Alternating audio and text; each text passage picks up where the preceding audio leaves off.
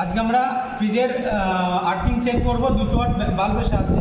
তার জন্য আমরা একটা এসি কর্ড নিয়ে নিয়েছি। এই এসি কর্ডের নিউট্রালটা ওএলপিতে সেটিং করে নিয়েছি, আর এর ফেজটা রিলের সাথে সেট করে নিয়েছি, আর এর এসি কর্ডের আর্থিংটা আমরা কম্প্রেসারের একটা প্রান্তের সঙ্গে সেট করে নিয়েছি। এবার প্রথমে আমরা সিরিজ ডেস ল্যাম্পে আমরা দেখবো যে এই 200 ওয়াট এই বাল্বটা গ্লো হচ্ছে নাকি।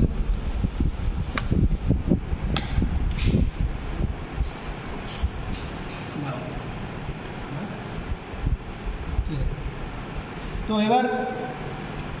এবারে এসি কর্ডের এক প্রান্ত, এসি কর্ডের এই আর্থিংয়ের সঙ্গে আমরা এই সিরিজ টেস্ট ল্যাম্পের একটা প্রান্ত আমরা যোগ করব, আর একটা প্রান্ত এই কম্প্রেসারের যে কোনো একটা কপার পাইপের সঙ্গে আমরা সেট করব। তাহলে যদি ল্যাম্পটা যদি গ্লো করে তাহলে বুঝবো যে আমাদের আর্থিংটা ঠিক আছে, আর যদি ল্যাম্পটা গ্লো না করে তাহলে আর্থিংটা মানে আর্থিং করা নেই, এটা বুঝতে পারবো।